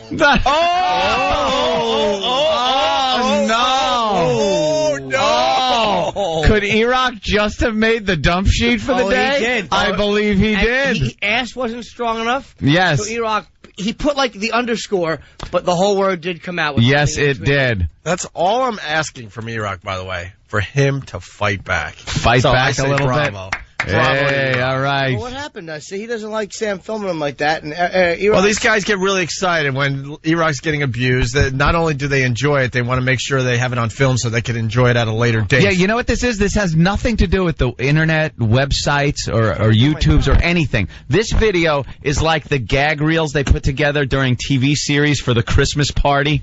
And these guys all get together and edit together this E-Rock video and just sit at someone's house drinking some beers and laughing at E-Rock. Yeah. Whenever Wonderful. anything exciting happens, I'm supposed to video just in case. That's all I'm doing. So anything involving E-Rock gets taped. Sometimes exciting things happen with E-Rock. All right, listen, screw the grape lady clip. Who gives a crap? We've all heard it and seen it a million times anyway. They can't stand him. But E-Rock, I don't like the fact that they were filming you when you were being scolded. I mean, you did humiliate yourself and the show. But I don't understand why they had to film you and you're scolding. Yeah, I think it's pretty obvious why they're filming me. Why? Why? Because I was going to curse again. Because I effed up. Well, why would they film? We all F up. I mean, Because they got nothing better to do. They don't do anything themselves, so it's always you guys are just useless guys walking around doing nothing. Here comes Danny. What audio did you bring in today? Hey! I think that hump on his back. I think that hump on his back is moving. And we're also on time every day, Eric. Implying Eric's late every day. This is ugly. E-Rock? Wow. E-Rock is a stronger person than you think he is. Go ahead, E-Rock. Go ahead, E-Rock. Yeah, I do absolutely nothing around here. I do most of my shit after. He cursed again. Eric, hold on. are you insane? Stop cursing. Sorry. You're cursing. You're just throwing out You words. guys high-fiving. You got a great drop now. Oh, okay. I turn to my right. These guys are high-fiving because he's messed up the whole show. Eric said, I do nothing around here. And it's going to be taken out of context. Of course it is. We're going to have a new clip of Eric just saying, I do nothing around here. You can't curse on K-Rock, E-Rock. Can you tell it's the show before a long weekend, by the way? We haven't done anything yet. But I don't like the fact that they're picking on you and the fact that I think Thanks Eric... for keeping this going. I really I'm appreciate sorry. it.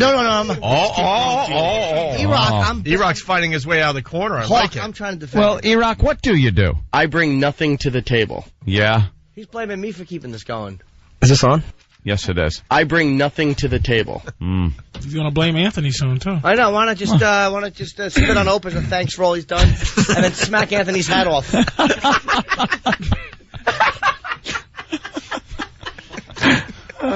All right, listen. Stop filming E-Rock. Jesus. These guys are twisted. What do you mean he never comes on time, though? I'm not sure why you said that. Well, remember. And this is Danny. Danny never says anything. Remember, Jimmy's not keeping this going. No. I'm trying to get to the bottom of this. No, I understand what you're trying to do. Just get some facts out there. I'm not good. I don't know. I'm not good. E-Rock is glaring at me. Well, I mean, I remember Eric was being scolded for a while for being tardy. And I think if that was anybody else, that would have been a nice swift kick in the pants to show up on time. And apparently it really, I guess it didn't mean much to Eric because he still consistently shows up. You know? Are you saying he gets special treatment around here? No, I'm not saying that, but he still comes late every day. Oh, Danny, good. Is it Way to that... get you out of that one. Here's what E-Rock can do, though. E-Rock doesn't have to report to the office where everybody else is. He slips right into the studio. And what do you use, a side door? Which door do you come in here? Through the booth. right there. So you go in, so you don't have to pass by the office. Yeah, because I don't want to talk to them. But is it that, or is it that you're coming in late and they know if you pass by that someone will see you're coming in late? No, there's times I walk past the office. I just avoid when you're on time. No. No? I'm getting yeses from everybody. Of course you're else. going to get yeses. How come you don't want to talk to them? Hey, no, and ask him which one he hates the most. You know what? That's a good question by Patrice. Which one would you say you're That's the angriest? not relevant But right we'd now. like to know. No, like which one? Oh, it's which totally one, relevant Which right now. one, if they left, he would now walk by the office when he comes in the You would morning? breathe a sigh of relief, like, my day's going to be a lot easier. Yeah, Eric, who do you hate more than anybody else in this They place? give you a beating. You should give them a beating back. Let him know. Don't be shy. Who do you? Okay, not hate. Don't use the word hate. That's a strong word. Yeah. Who do you loathe? Yeah. Whose death would you smile at the fastest? Oh, he just chugged that water, too. Oh, boy. He knows, too. Of course he does. I'm not going into that. Why? Because I'm not going into that. Who is it? It's Sam, right? No, it's not Sam. It's not Sam. Whoa. All right. So that means it is someone. Oh, boy. Sam is safe. Who's the biggest ball breaker? Don't ask him who the biggest ball. Don't ask him that because that gives him an out. Yeah. Keep this question going. Who doesn't he like? Doesn't he like? Is it Than? No, it's not that. I know it was exactly. close. I have no doubt in my mind. who Oh, it is. is it Danny? No, it's not Danny. It's Travis. It's Danny. Oh, yeah. Danny with Danny's actually feeling good about himself, and the other guys are disappointed. I was getting nervous. I was starting to think maybe it was me. No, Why you're Danny? in love. Why Danny? Yeah, why You can't Danny? ask him anything seriously without him screaming or getting in your face saying, I don't know. Well, because it's Eric. You have to. Oh, you almost dropped the F-bomb, too. What's going on? So what's Eric is just saying? Can't you just be serious for a second? Well, look where he works. I mean, he's got to understand the environment around No, here. I do understand and how the come you just environment. can't take a joke once in a while? How come you have to get all I angry can all the take time a and joke, everything but every personal? effing word out of your mouth is something extremely obnoxious, making you look like a total asshole. Again. Oh, boy. Again. But I don't Eric. find Danny to be that. Like, I'll talk to Danny sometimes. He has the personality of a stamp. Like, I try to get funny out of Danny. Like, tickle cutie. He's like, hello. No. Jim, where are Like you a robot. He's not a crazy wild dude. That's weird. No, see, You see a different side Oh, of it. Iraq, yes? all right. Try not to drop the AH this time. Yeah, just say Exactly. Why a-hole, don't you go please. smack Tom in the face? Yeah. Why don't you just tell Tom you don't agree with his rules? Yeah. This is why I was saying I don't hate Danny, really. I don't. I like Danny on some level. Jeez. A lot of the times I can't tolerate him, though. When I'm trying to get something done you or know ask what? him something, Let me serious, explain I to you. never When can get an answer. When you're trying to get something done, so it's rarely. In the thesaurus, that whole soliloquy he just said means hate. Yeah. Right. Yeah. Yeah. That was the Hatred. definition of hate. That's just hate. In the Well, dictionary. how would you like me to treat you, Eric? How should I change my ways to treat you? Respect him is what he's saying. Give him a little respect. He works hard. He has to give me a reason to. Whoa. Really? You You're don't saying he deserve doesn't respect. even deserve respect. I've done nothing for you. Oh. Ever. You have another I've done nothing. Wait, Patrice, Cut out the for you, and we got a great clip. Patrice, I think, hit a nerve with Eric. He said, I want respect. He's tired of it. He wants respect across the board. New hostess respects? No? Wait now. That was kind of funny. It's like saying he wants respect. And Quasimodo wants respect. Iraq. Hold on, let Iraq say it, because he wants... He wants, in his new contract, he wants a refrigerator and cable up in the top of the church where he lives. The bell tower. Wait, what is Tom? Iraq. Why is Tom here? Are you mad? Yeah. What happened? Are we fired? Do you want Iraq to, We get nervous when you poke in out of nowhere. If Iraq doesn't like the rules, it's not a problem. See? Iraq, first of all, you let out a bad word, I think 3 times during your conversation. You do understand the rules of broadcast radio, Now don't you? stand up and apologize to the boss. No, you don't have to apologize. No, it is the era of apologies, and I think you owe. And you better be contrite and apologize to Casual Day Tom. Yeah, exactly. Who took his tie off just to be In honor of rock and roll. Tom's really feeling the vibe. Tom's feeling the vibe of K-Rock. He took his tie off. And now that's not a talk station anymore. He took the tie off. Hey, Tom, why don't you take off your shoes and slide across the floor? Just take them old records off the shelf. I said I listened to them by myself. Tom's, it's a rock and roll Tom. Patrice, I took 2 T-shirts and sent them out to have them stitched together for you. You're I take offense to that because I'm overweight. I'd like an apology. And it better be contrite. Tom has played this game way too long. Who are you kidding? Oh, yeah. I know that about Tom. In Iraq, not knowing what the rules of words are. Iraq, All right, I think, Tom, the manual that was handed out, Yes. I think should be given to Iraq. We have to have him Again? read it, and then I want him to be quizzed. I want a quiz written up for him so he understands it, because obviously you don't understand the basic rules of broadcasting, and I think Tom deserves an apology. All right, get up, Iraq. Apologize to Tom, make it sincere. And congratulate him on the format flip and all that. Mr. Chiasano, My name congratulations. is Tom. Mr. my father. Yeah, call him Tom. Don't humiliate him. Tom? And why don't you tell him to his face what you thought of his intro? Like you were saying off mic to all of us. Yeah, exactly. Just say it. He's right here. Yeah. Oh, man. Say exactly. Can I say something? You're going to make him make a manifesto. You could have avoided this. Now I have to, the cancer. Gee whiz, beating this poor kid down. No. What does cancer have to do with it? Yeah. That's the manifesto guy. No. What? Thanks. I watched the manifesto. No, thanks. I survived. Way to rub it in. Oh, uncomfortable for everybody now. I know. Way to go, Patrice. Put your golf tie back on, Tommy. I think Patrice's context was that the people are a cancer on society, and that's why he has to shoot them. Right, yes, it's always the manifesto. I was trying to paraphrase manifesto guy. Yeah. You know, so.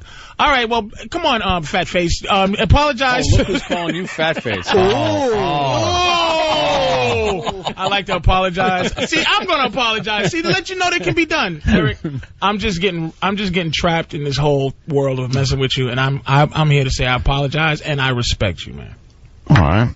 I respect Iraq, you too, Iraq. Thanks. your apology to Tom. Tom, congratulations on the format change, and I would like to apologize for the language that I've used on this broadcast. I should have known better. I do know better. I have no excuse for it, and I apologize. I accept it gratefully. Wow. That was contrite. But I think the important thing here is that Eric is feeling very disrespected by these guys. And Patrice hit the nail on the head when he said Eric wants respect. You know something? I'm not satisfied. I think Eric should be fired. I'm not accepting his apology. I don't like it. This kind of stuff does not belong on radio. Iraq.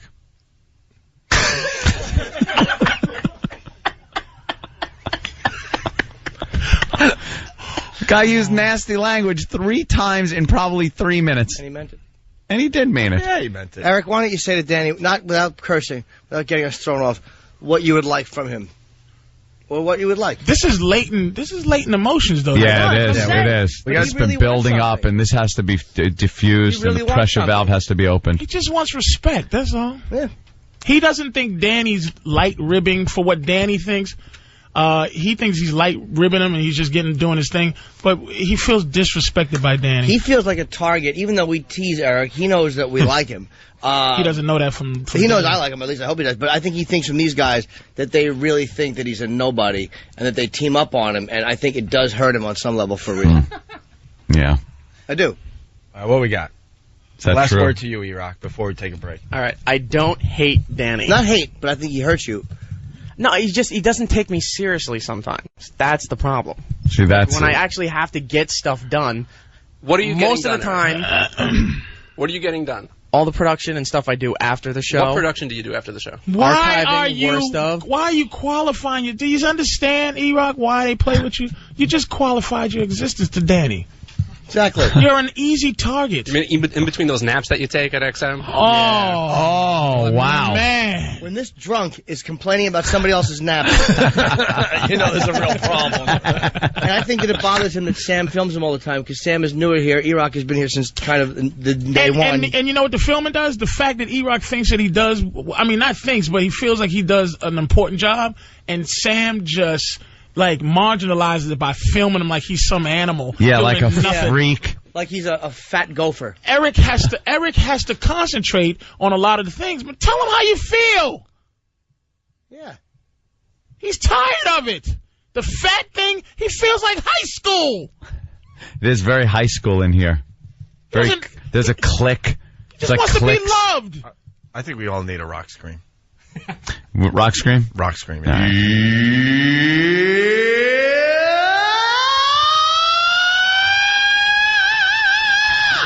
Yeah. See?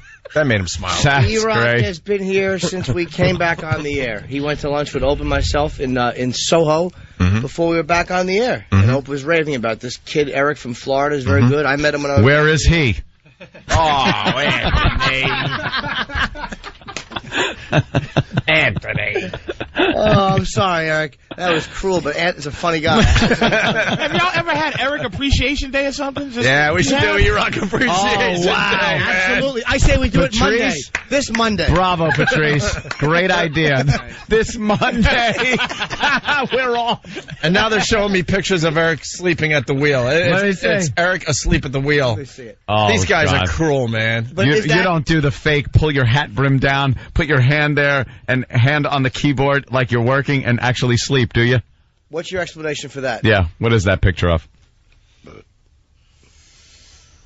E-Rock, comment? He's looking at the picture. Oh, you know he wants to knock that afro right off of Sam's head. No, when Sam is filming, Eric wants to punch the camera into his face. Yeah. He wants to pull a Sean Penn right into the lens. E-Rock, comment? Oh, What is that picture? It's a picture of Eric. He's got his hands on the console, and it's like kind of like it looks like he's concentrating hard or sleeping. From the But time. he's sleeping, yeah. What is that? Tell. I can't speak. All right. Well, let E-Rock talk. Okay, you know, just because this is not going to end well. Just cause. No, hopefully you'll get fired. Oh, Danny. man. Danny's just such a scary talent. Oh! Thank you. All right, go ahead, E-Rock. Disgustingly sarcastic. Go ahead, E-Rock. Go ahead, baby, go. What is it? Come on, time's ticking. He's looking at it. You know what it is. These guys taking pictures of him. Just explain it. Sleeping in They front all of a monitor. He's not a part. He feels like he's not a part of that crowd. Yeah. He's not a part of the group. The in He's not one of crowd. the guys. Well, E-Rock, you said it's not going to. E-Rock, what is that picture? It's me with my hands over the earphones over my ears. It does look like I'm sleeping. Possible, not sure. But that means you have slept on the job. There are times If when I you've am- never slept, you would say, no, I wasn't sleeping because I never sleep on the job. You're the worst witness ever. Possibly sleeping, All right, yes. possibly sleeping. That means you had to have slept That's like at saying, least once. I didn't mean to kill her. Right. We were just having fun in the hotel room, and the knife, and then I woke up and she was dead. That's what E-Rock's doing right now. Yeah. Possibly. That's like getting arrested for a rape, and they go, "Did you rape this woman?" And he goes, "Wait a minute, what address?" Yeah, what is that? Yeah, I'm not sure. E-Rock. I don't think this is a game either. I thought this might be some, hey, I'm going to just play this wormy little mess. But he's just really just sad. Do you remember that, E-Rock? No, I don't remember this. Yeah. Do you remember? Were you flying in that dream? What kind of dream was it? Were you being taken seriously in that dream? Like, were you walking around and they were going, "Good point, we'll do that." Jeez. E-Rock? E-Rock, are you done? I'm done. All right.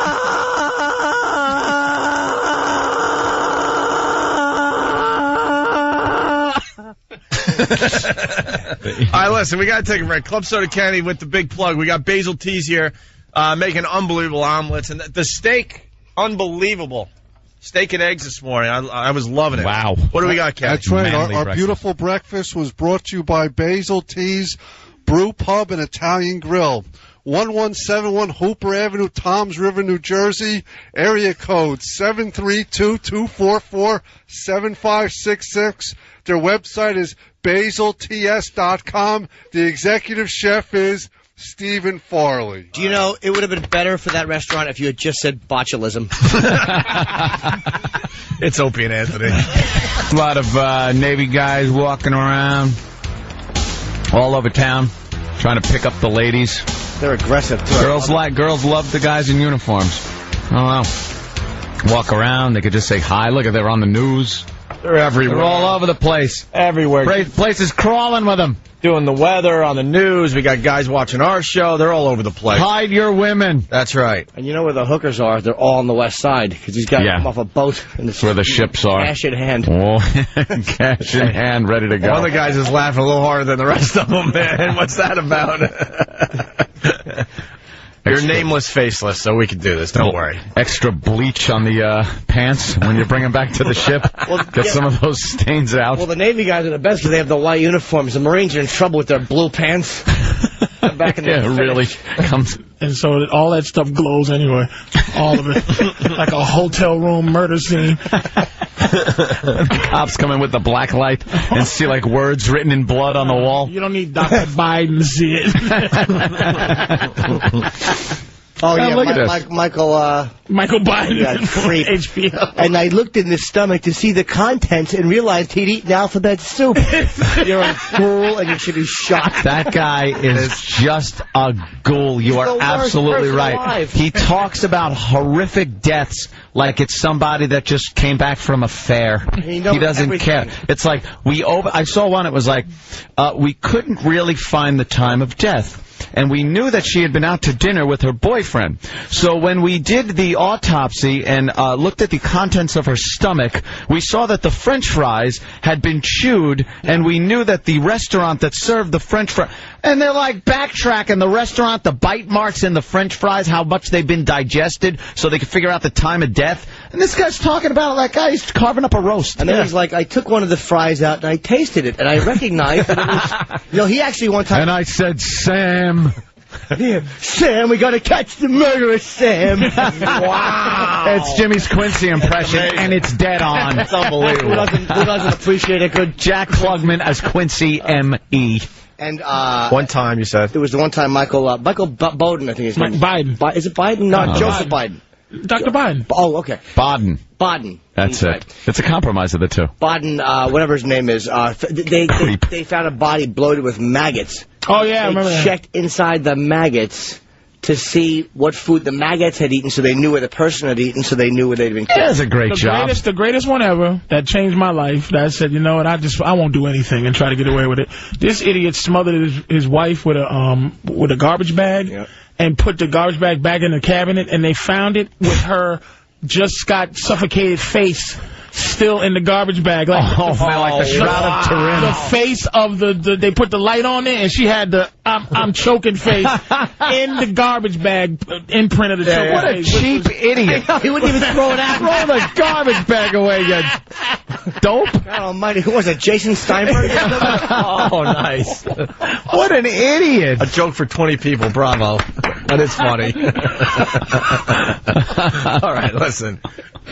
We got to talk about Anthony's car before we... I want to say hi to... we're on in Vegas, of course. Yes. And the Shelby plant is out there in Vegas. Hold on. Let me interrupt you. Jimmy, this will not make you happy. Wait till you hear this one. Go ahead. The Shelby plant is out there in Vegas. Of course, Shelby, just a famous old codger right now, but in his heyday with a Ford Motor Company, put out some of the best muscle cars out there. The Mustangs, the Shelby Mustangs years ago. Well, they have the new line of Shelbys. I picked one up. I got the GT500. It's 500 horsepower supercharged. Newer than the one you had? Animal. No, it's the same one, but... They only made like 20. Ant's got one of them. No, they made a few more than that. But it's just a blast. It goes very fast. It's a great car. I love it. But Ant goes very fast on Long Island when he's not doing the radio show. It's a lot of fun. Fact. There was some guy had to be 60 years old in a BMW who tried to like show me something yesterday. I don't race. I don't sit there on the street looking for people. But a lot of people look at me and feel they have to like beat me. So I just have to show them how stupid it is to try. Like the two Asian guys from Better Off Dead? From Better Off Dead, yeah. Constantly. Here we are at the light again. Will he be able to beat us this time? That's exactly what it is. People just pull up and they kind of want to, show you a little bit.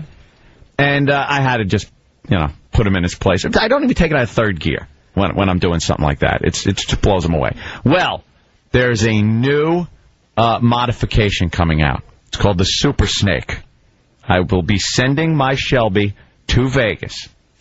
And they will do this. Shipping his car to Vegas. And we are talking 720 horsepower. How many is it Thank now? you. It's 500 now. Why? So there's 220 more for what? It's going to have a go to the moon? new I'll suspension put in, new exhaust, new Ford Racing supercharger being put in, this thing, and the body styling of the new KR, the King of the Road model that's coming out in 2008. But it's the Super Snake, a monster car that I must have. Yeah, So I'll tell you what that's for. That's to make this the Opie and Harry Chapin show. This selfish idiot is going to kill himself, and I'm not going to get my mortgage paid. No. If he drives, get a minivan. God almighty, will you do 55? I do. I don't drive like a maniac. I have video of you. You did 100. Unless There's a video of you going 100 in another car. Isn't driving So like how a maniac. fast- how And that was fast is 130 in a Lamborghini Gallardo, and it was an amazing ride. How fast can a 720 horsepower car go? That's it. I could probably break 200 if I want to. Isn't that like the illegal NASCAR? Well, I was going to say. Yeah. Without all the pesky safety equipment.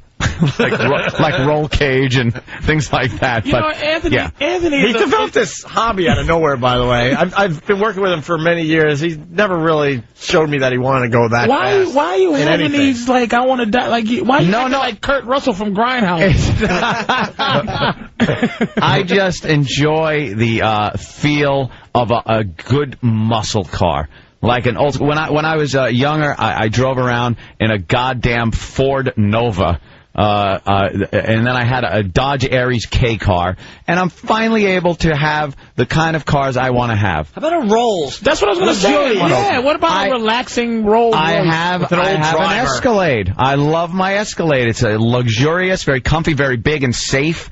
I like it. I like filling up the tank for $150, but that's my car, my daily driving car. But on a nice weekend like this coming up, I like taking the Shelby out. That's weird, dude. It's nice. It's not weird. It's just like, why do that? And why? What about us? You ever watch an episode of Cribs? Some of your brothers over there, boy, they love their cars. Why do white people do that? What? I'm just saying, they open up a garage, there's 20 cars in there. You know what they do? I got 2 cars. First of all, here's the difference. White people don't even clean their cars. You probably still got mud from when it splashed all the ducks you killed. Black people like to just go, hey, look at how nice this car is. I never had a nice thing in my life, and I got a lot of nice things. That's what I'm all about. No, you're not all about that. You're all about this is what I'm saying. Like when white people go into the shoe store, they actually go in there to use the shoes for what they're supposed to be. Like the running shoes, hey, I want to run in these. Black people do them for the looks. You're using a fast car to be fast, which you go, why are you doing that? You're 54. I'm not 54. If I was 54, I'd have bought the Corvette.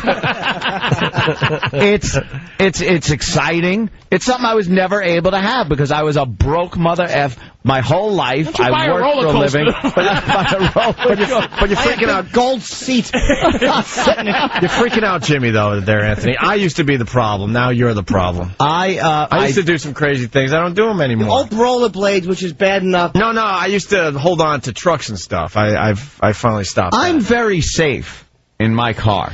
I really am. I'm not driving like a maniac. 200 miles an hour. I wouldn't do 200 miles an hour. 135 miles an hour is not driving crazy?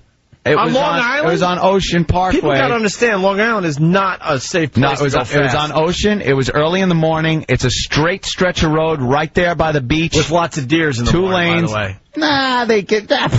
They're just on the side of the road minding their own business. No, it was fine. Seeing people going, you should go to, are you going to Deer Park Avenue? No, because that's dangerous. There are lights all over the place. I like straight strips of road to just open it up. And until you've done about, 150 in one of those Lamborghinis, when a reindeer just comes strolling out of the swamp. A reindeer.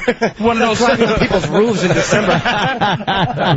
Whatever crawls out of Rhode Island, some squirrel or whatever comes out of there, and you try to avoid it or you hit it. Now, if you hit like some moose or something, it's like hitting a wall. Yeah. If you try to swerve and miss another animal, and if somebody goes through a red light and while you're going through the green and broadsides you, you're dead too. So what the hell are you talking about? I want you to take me for a ride.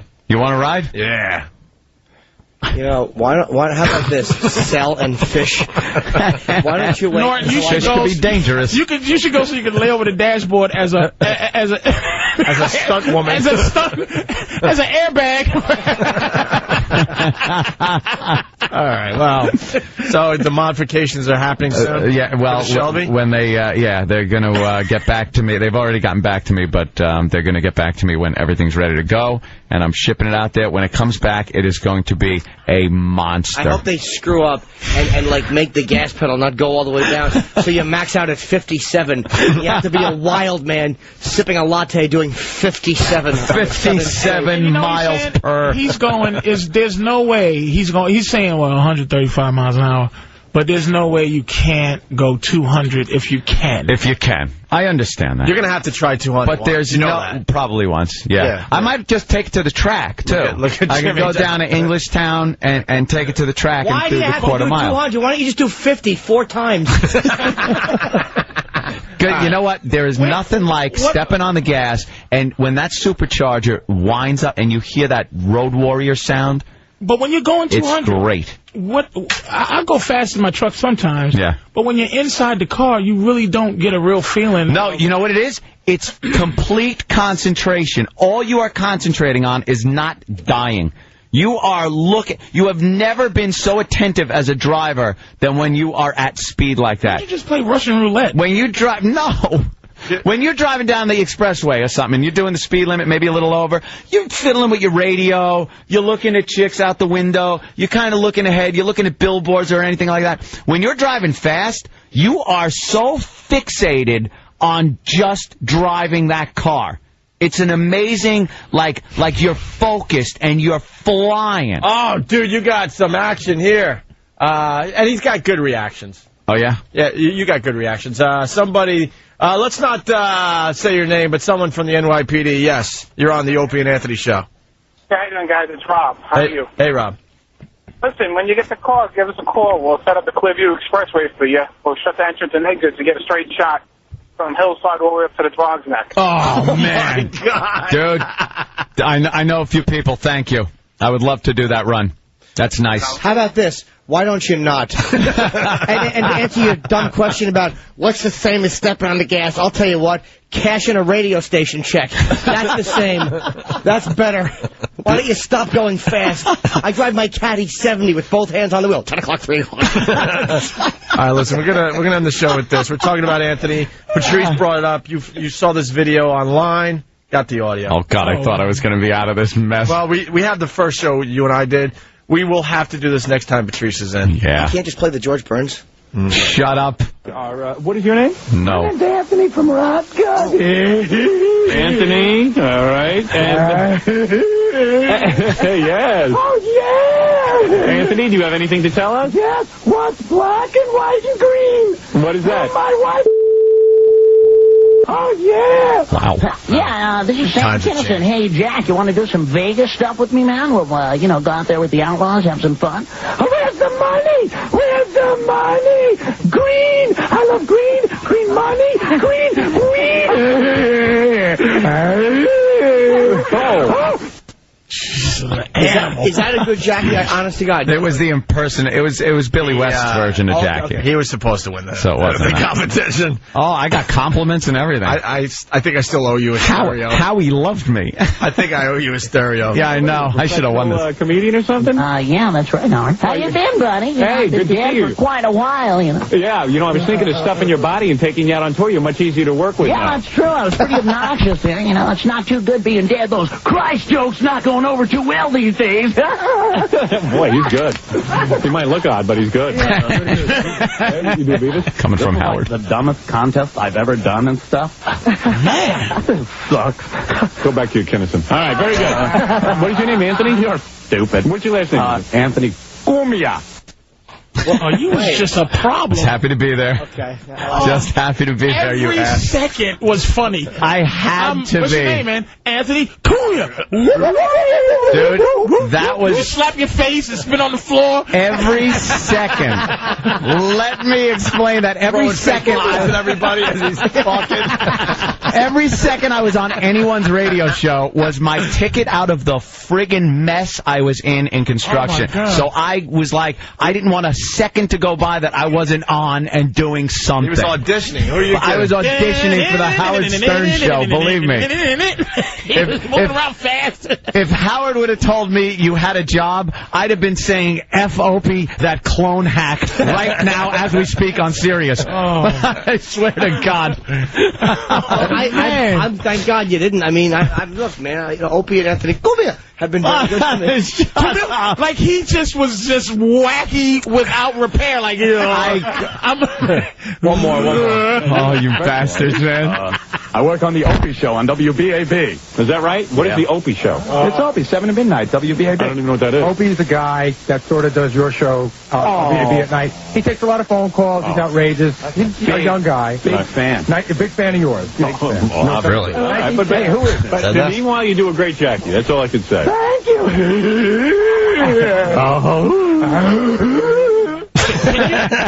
Can you imagine the dismissive, like, oh, some dude named Opie? Okay, it just hindsight's 2020 now. Yeah. It's like, oh, jeez. Well, I said that I was going to go on and plug Opie's show on Howard's show, you know. And you did. And yeah, I did that, and it cost me the stereo that I should have won because I was the best. All right, I'll buy you one. Did it really cost you the stereo thing? Yeah. Oh, yeah, he was obviously going to win, but then I had it little wrapped plugged up. in didn't. I had it all wrapped up, my friend. Did you do you at all that day? No, I don't think I did. What's your name, Anthony? I ended up on the E! show also for that. Like, I was out in the hallway, and the E! video was going, and Dominic Barbara was out there, so I started doing a Dominic Barbara impression for years. This is going back like 94. This is friggin' He like beat up 13 Dominic years old. Barber pretty good with his impression. I beat him up so bad. And then years later... I'm sitting in a courtroom getting a divorce, and my wife's attorney is Dominic Barber, so it really kind of came back to haunt me. Wow. I'm up on the stand, and he's going, You do an impression of me. Go ahead, do it. All right, listen, we got to do line of the day and then get out of here for the long weekend, okay? We got what? Some runner-up lines of the day? Two runner-up lines of the day. Here's the first one. You know, Evan starts with an E. He could be the new E-Rock, perhaps. Sitting back there, running the show. Can we play Grape Lady now? Now that the chair could sigh.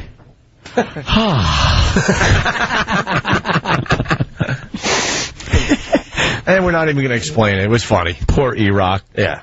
Chair. Here's another runner-up line of the day. So, Jimmy, you got a question for him? Just the hat. It was just a very hot day. Not that that's not a great hat in 1967, but I'm just wondering why you... That hat looked like Sam's hair.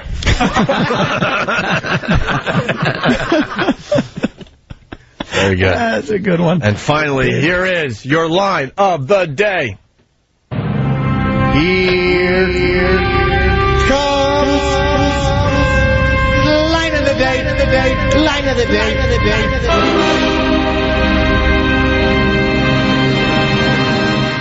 I do absolutely nothing around here. Oh, come on.